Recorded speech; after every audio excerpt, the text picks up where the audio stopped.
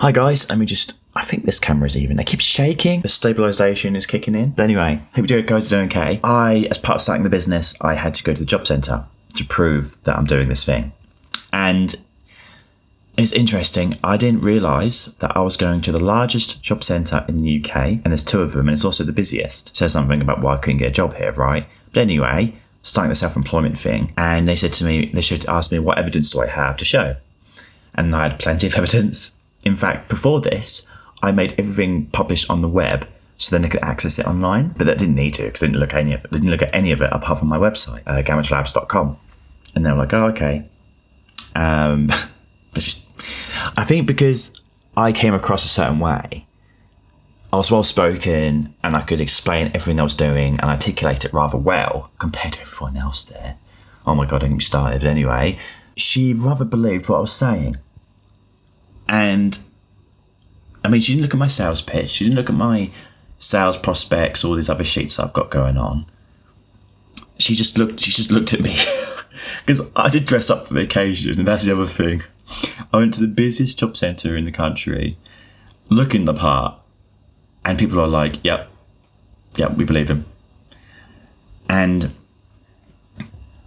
the one thing that got to me being there was the energy of the place, energy of the city. I mean, so there's a lot of people that say this country's dead. By that, I mean, there's just no energy in the country. Maybe in the city of Leicester, I don't know. But there's just no energy there. Everyone's just got limp dick energy. I'm going to say it. And I'm there upbeat, I'm trying to, and the thing is, right, I'm getting rejected in every corner. Like, I've been rejected on jobs, dating apps, ironically. I've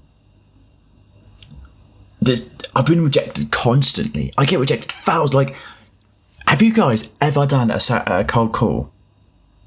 Let's ignore cold emailing because at least then you get ghosted or don't email. It's like going on dating apps. You know what I mean? Like, if you get rejected on a dating app, you never know the fact because they just ghost you. And this with cold emails, they ghost you. But cold calling, you're on the spot.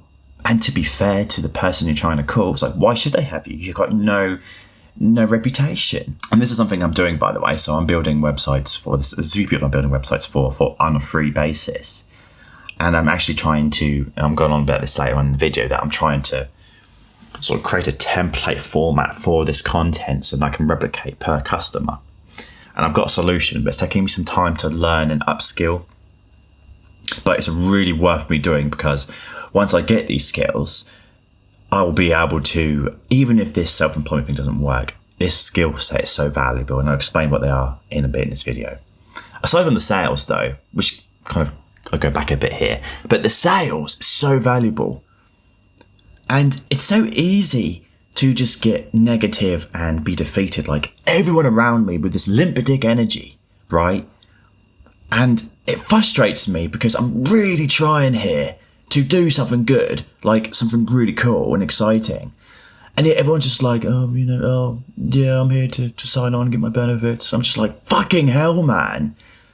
I tell you what, it's not just this, like in the gym, right? So I joined this gym, I'm going to call them out because they're fucking terrible. The gym group. For some reason, my code was inactive. And as a whole week, because I'm trying to get my fitness back because I've lost a lot of strength and everything feels a bit sort of fluff. And I'm 35 and I need to make sure that I don't lose muscle mass like I am losing. And I tried to go to the gym and the code was inactive. I waited half an hour. I stared at the guy. I must have looked like I was about to kill him, to be fair. But because I was trying to ring the doorbell and it wasn't answering. I was like, and I was like, hi, can I help? I was like, yeah, my gym code's inactive. Can you let me in, please? And then he goes, yeah, sure, no problem. Do you want to use the gym now? I was like, no, I just try to activate my code so I can come in the next day. And the code didn't work. And obviously it was the weekend, so there was no one in there. So tomorrow I'm going to the gym and on the app it says my code's still inactive, but I'm going there.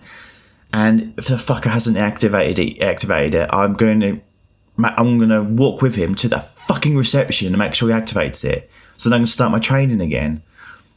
But anyway, my point is that it's really frustrating to me because all these systems that I use, whether it's using the gym, whether it's it's the governmental stuff where I'm registering my tax or whatever it is.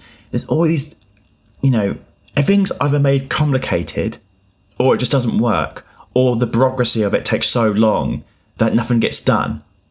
And you can see why all these things don't work because of said bureaucracies and stuff like that. Like using the gym or going to a job centre and trying to get anywhere.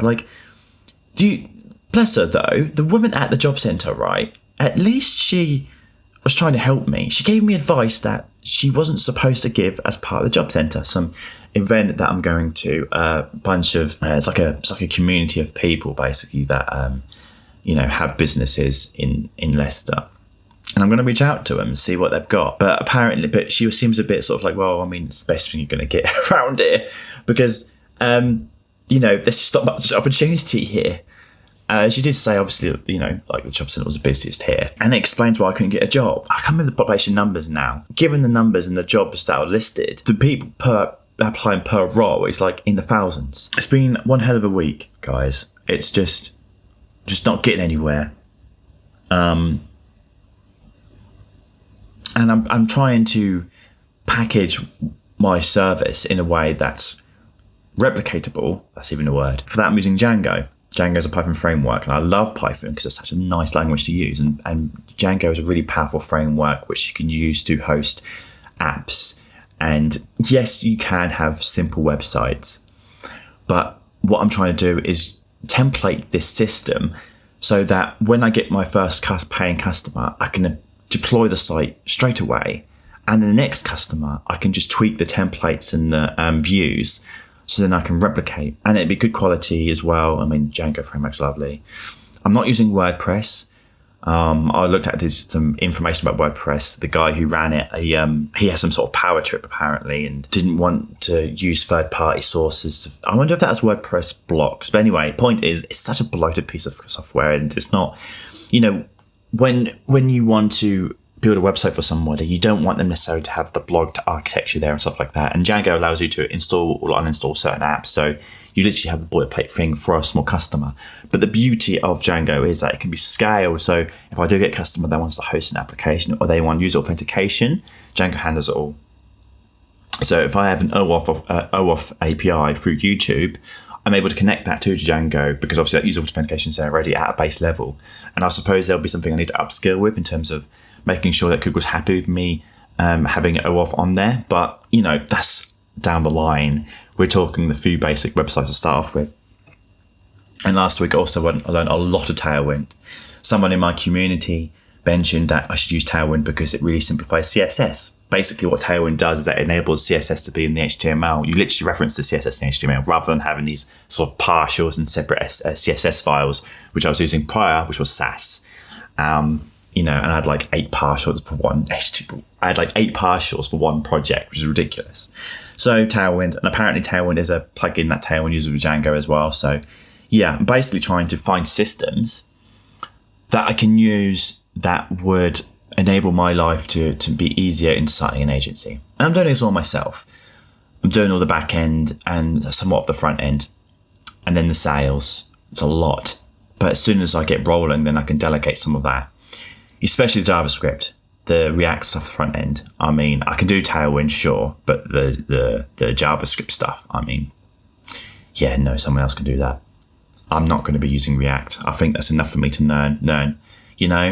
Like Christ, I'm learning a bit of front end, a bit of back end, mostly back end, 80% back end. But it's been stressful and I need to spend another week. So next week, I'm going to spend mostly learning Django so I can really cement, hence you can see at the back here the expansion of notes on my wall. But yeah, I'll be using them to expand on what I already know.